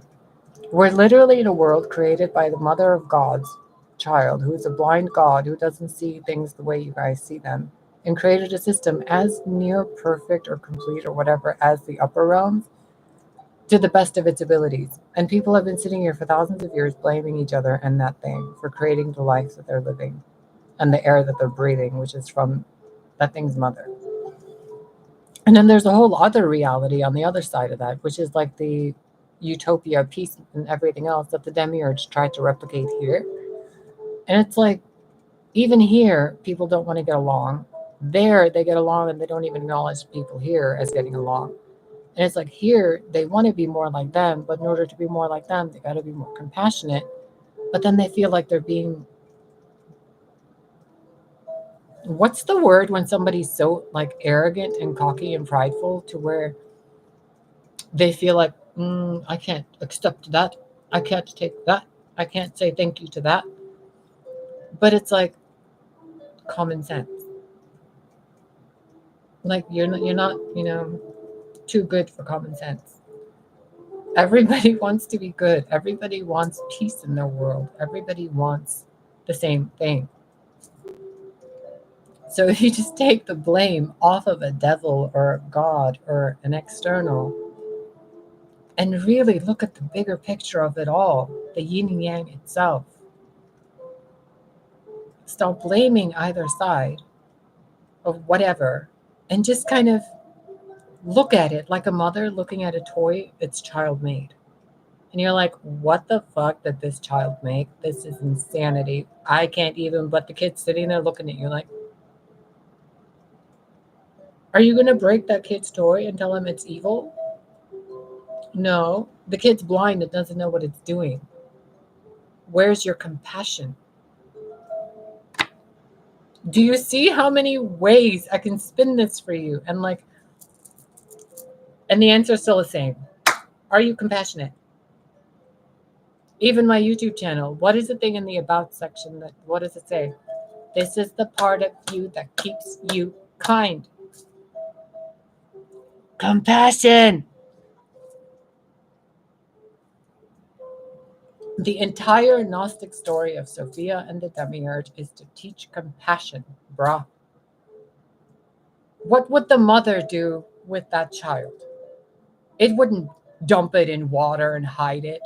It would join it in the darkness and teach the blind child to live life better and to be more of the light. It would create peace and creation with its child. Mother matter, matrix. And these people are like, oh, it's all this, it's all that. And like, no, it's not. Even Father God and Jesus Christ and all the gods and goddesses, it's like, what's the thing they've all been teaching? even the dark side, the Luciferians, the Satanics, whatever, they all teach the same thing. Love yourself, be kind in some way, take no shit. What's the problem? You want like your own rule sets and your own clubs? Cool, great, whatever. But remember, compassion for the self first. That way everything else works. It's kind of like your soil in a garden. Plant whatever the fuck you want in your own garden. But at least make sure the soil is going to grow it healthily and not just grow something that drops over and dies. Because creation is life. Whether it's in the dark of the void or the abyss or it's in the light of the higher realms, it doesn't matter. It's still life. It's still existence.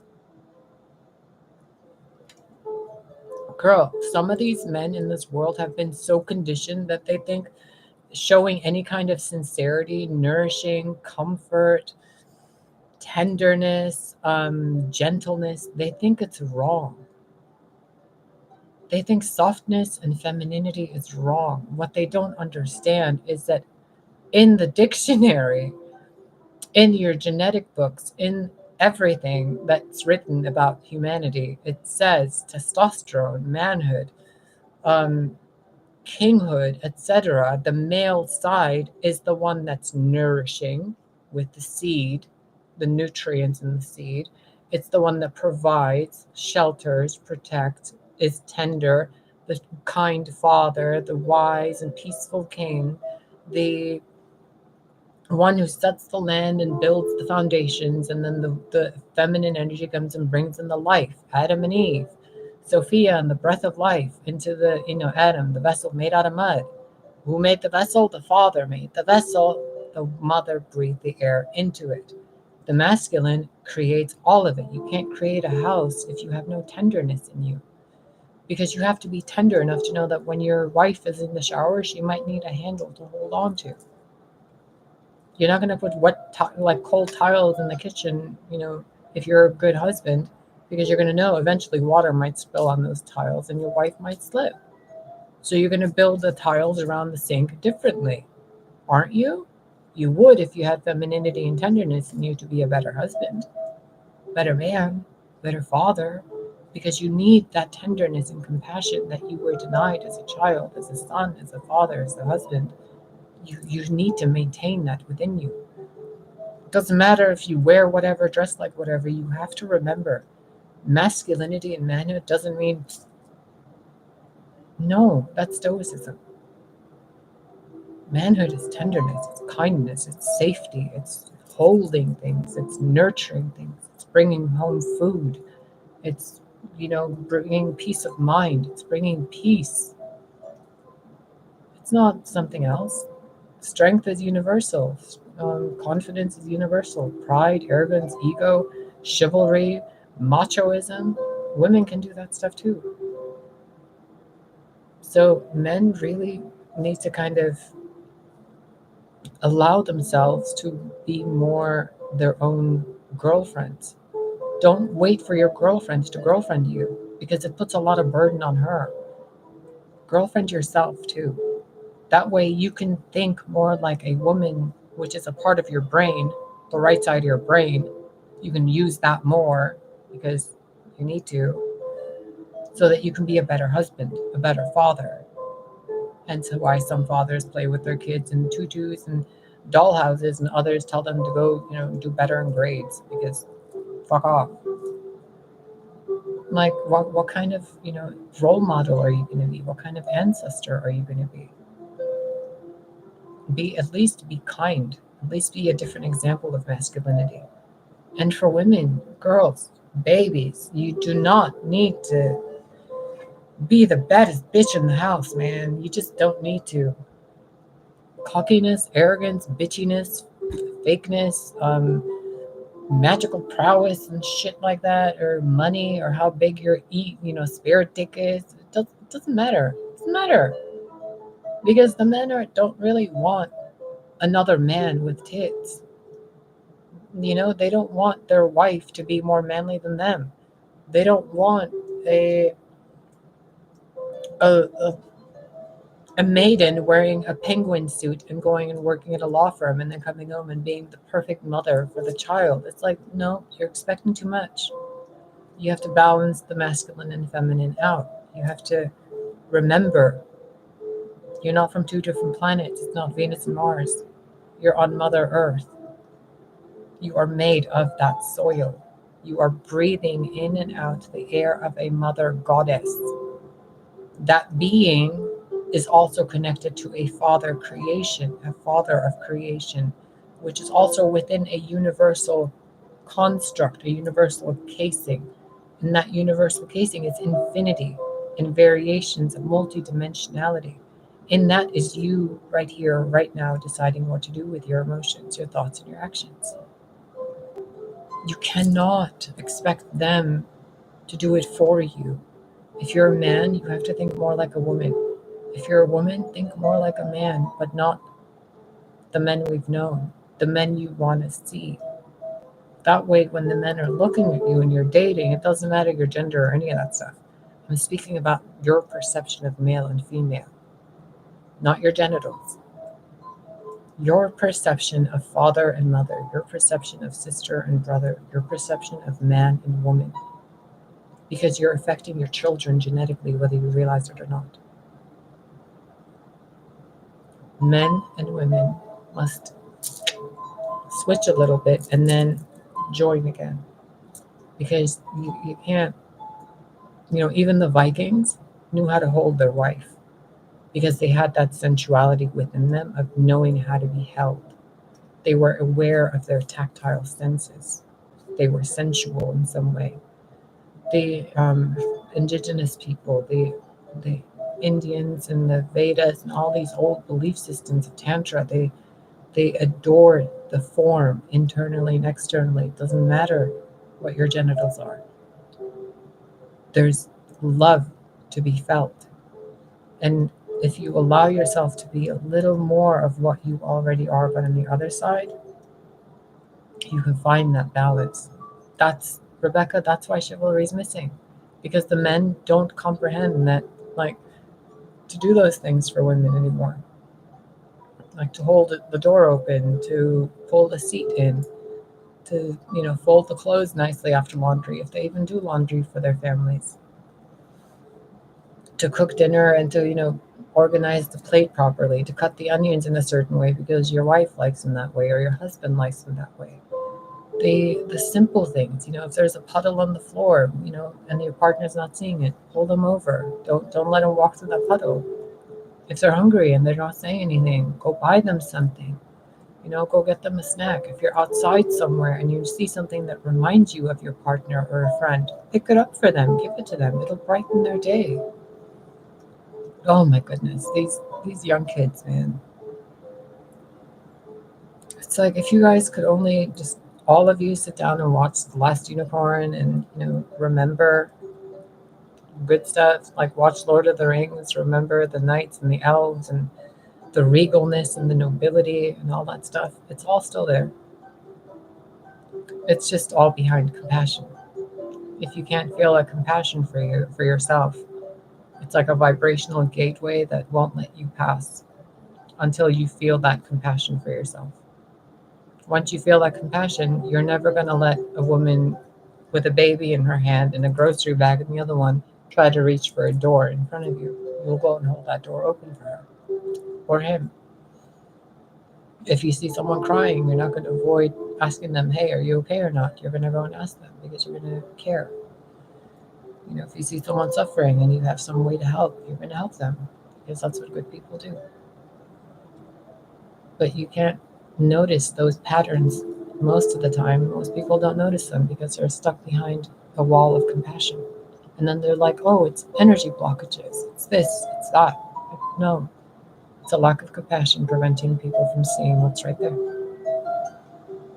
That's all it is.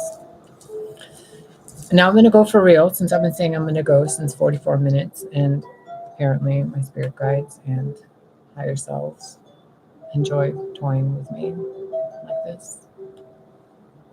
I truly hope and intend that this serve you for your highest and greatest good and remind you of who you guys really are internally.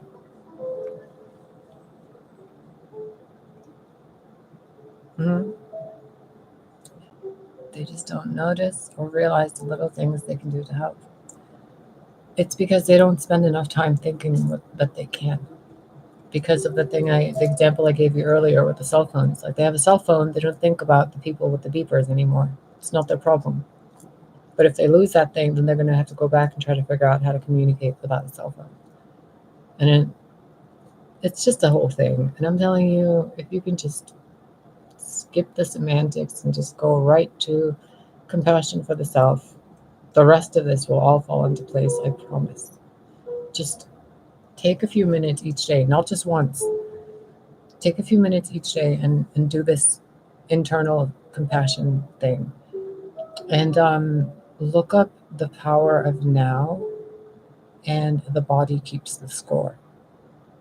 Just YouTube them. There's lots of great YouTube channels that'll help you with guided meditations and audiobooks about the power of now and the body keeps the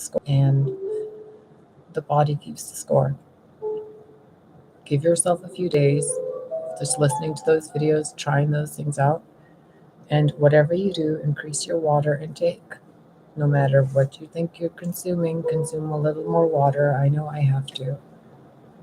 And try to remember and recognize, even if you have to put like a little string on your finger or something, to do the kinder thing. Don't write it as if like do a kind thing. No, because then you're going to be like, oh, cliche Hallmark greeting cards. No, kinder, gooder. Like, make it sound weird. Do the like thingy-majig it better, or whatchamacallit gooder. Something where it catches your eye whenever you're going out through your day and you're like, oh, and then you won't even notice, like, the next few things you do, you're going to do them better. It's weird, but it'll work. Gooder. I'm telling you, I've been really meditating with this neural network thing in the ethers, and it's not good or bad. It's just a disruption thing, and you can disrupt it right back with compassion and gooder.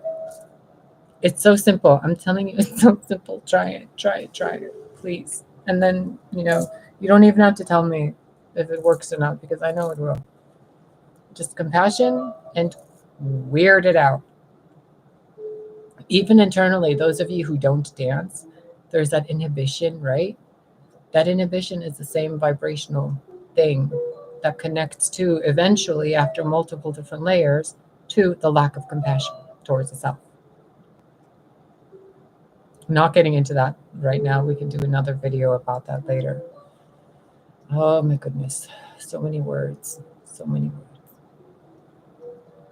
And for those of you who think about this stuff, no, I'm not holding your energy. Your energy is yours. Back to you. Love and forgiveness.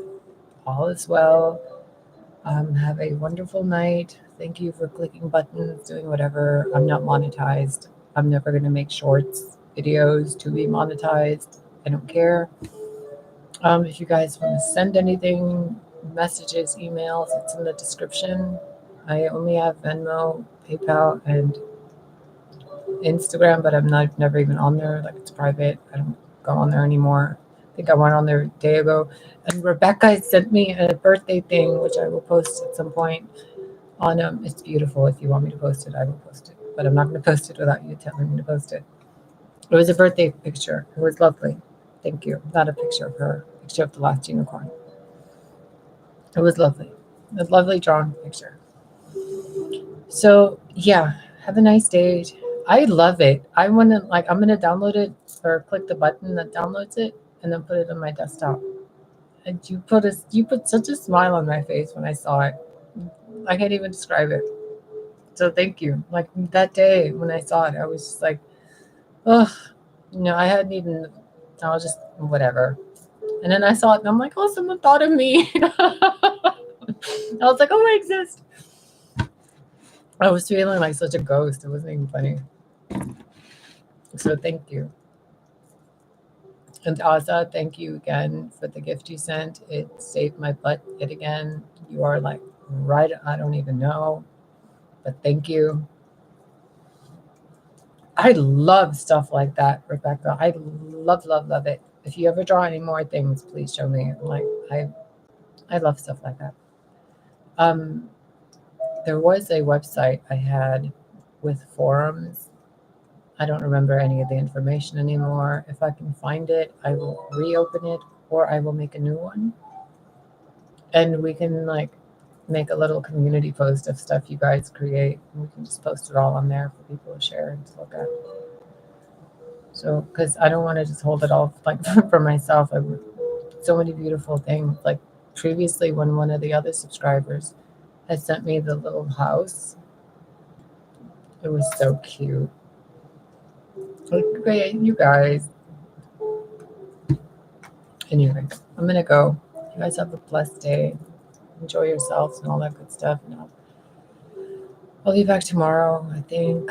If there's a message to share, if not, I don't know. If you guys need me, you know how to get a hold of me. Have a wonderful night.